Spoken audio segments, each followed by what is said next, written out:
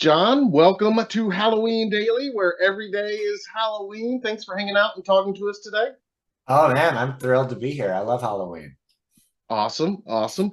Well, we'll get to that in a few minutes, the Cool. Halloween holiday, because it's always Halloween for us. But let's talk a little bit about your film, New Life. I watched it last night. I really enjoyed this film, and especially impressed. You wrote it, you directed it. It's your feature debut, I believe, if I'm not mistaken. Yep. Can you tell us a little bit about the origin of this story and how it all started? I for a long time, probably since college, I was fixated on the idea of a film opening up with someone kind of like covered in blood, and they need to get out of town, and we don't know what they did, but they just need to get out of town, and then you as the audience kind of naturally root for them. And then I went through a personal experience called the global pandemic, and that started getting infused in this idea. And I started thinking about the person who would be kind of in charge of capturing the person on the run and how their stories could uniquely play with each other. And I think that was really the origin of New Life. And I was going to ask that if there was some real life inspiration there, coming from the recent pandemic, and obviously, there's some parallels there. And I love how the film works kind of on two levels because you've got this possibly apocalyptic virus scare going on, but then there's this whole idea that you show the technology or some of the technology that's being used to find this person on the run, which I think is sometimes almost just as scary. So for you, what is scarier, really, the virus scare, or maybe this technology that is out there and can really find and in some cases erase so much of what we are out there?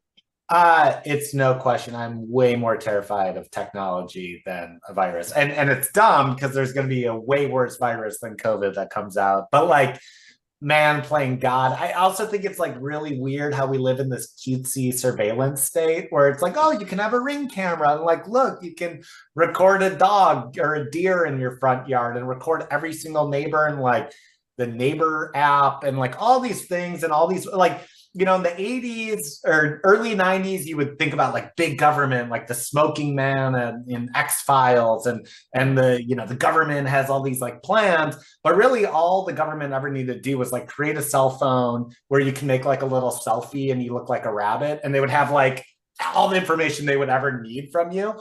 And that stuff to me is absolutely terrifying because I think it's really easy and seductive and feels very small, but we've given up so many things that I think are really vital to us as human beings, like i.e. going to the grocery store and meeting strangers versus having it delivered to your house and having a really customized life, that actually make us happier. And I feel like we are not. I think we all feel terrible by like with technology, but none of us have really come to terms with like, okay, well, what does that mean? How do we like reclaim it? And I don't know if you really can. I'm sorry, this is like a hobby horse of mine. You stumbled on it, No, but that's yeah, I don't know. So yes, I feel way more strongly about being terrified of technology. well, and again, I mean, that is one of the things that struck me in the film, is as terrifying as another global pandemic certainly is. Um, yeah, I mean the technology, and I love that you hone in on parts of that pretty effectively. Now, obviously, this is a low budget film, a very tight cast, so the casting is so important. Can you talk a little bit about finding your two primary leads? Sure. We went out directly to Sonia Walger, who plays kind of the woman tasked to bring in the woman on the run. And she loved her performance in For All Mankind. I mean, I'm a fan of her work, but her performance as Molly Cobb in For All Mankind is incredible. And I thought that was a really great base to kind of explore this character in the film.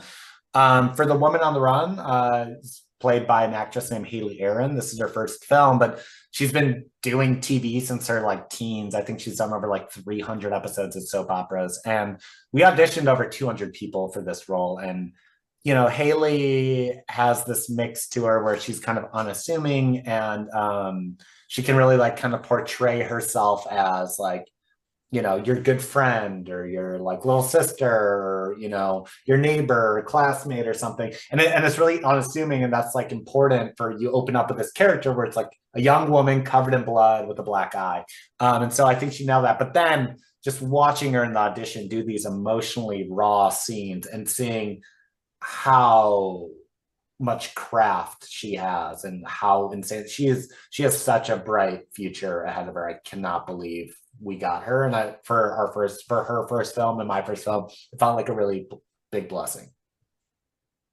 Can you talk to us a little bit about the gore? And because you do have, the film, it's a horror film. It delivers on some pretty effective and disturbing blood and gore at certain parts. Can you talk to us a little bit about that, about keeping it realistic, but still realistically disturbing, I'll say? Yeah, I mean, I'm a massive horror fan, been a horror fan since I was 14 years old. And so, I'm not gonna make a horror movie without good practical effects. It's kind of like David Cronenberg. He'll do like these adult films like, Eastern Promises, and then like even in his fight scenes, it's just like practical and amazing.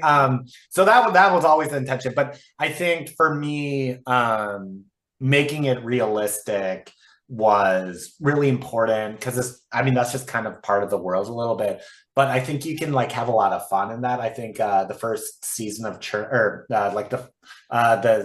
TV show Chernobyl on HBO does a great job. Like the first episode of that, I think is an incredible horror movie. I mean, it's a sidebar, but I think they do a really great job of that. And I think like philosophically, I love The Fly, where obviously the practicals are incredible, but emotionally it's about watching someone you love kind of slowly decay in front of you, and the emotional weight behind that I think really carries the film. And then I worked with this great special effects artist, Christina Cordum. She's based in LA and Portland as well, and she was just really great. And so we're equally inspired, by like a mood book like Chernobyl or whatever, but also like monkeypox and Ebola, and like there's something about like losing your hair and like your body changing in way, like having shit on your like lips, like growth and stuff, where it's like kind of this human experience that we can feel, but like maximize. Like I love the scene in The Craft where like Marsha Brady's hair is falling out and she's crying in the shower. It's such an effective, amazing scene, and it's not over the top. And then the lead character sees her and she gets this guilt about it. That scene has always stuck with me, and I really wanted something like that in this film where you kind of like can get that emotional weight with really good practical effects. I like a lot of the inspirations and kind of the other films and filmmakers you mentioned, because I was going to ask that next. What were some of the films and filmmakers you were inspired by in making this? And I think you just answered that one. Are there any others that you, just as a filmmaker, are some of your biggest influences?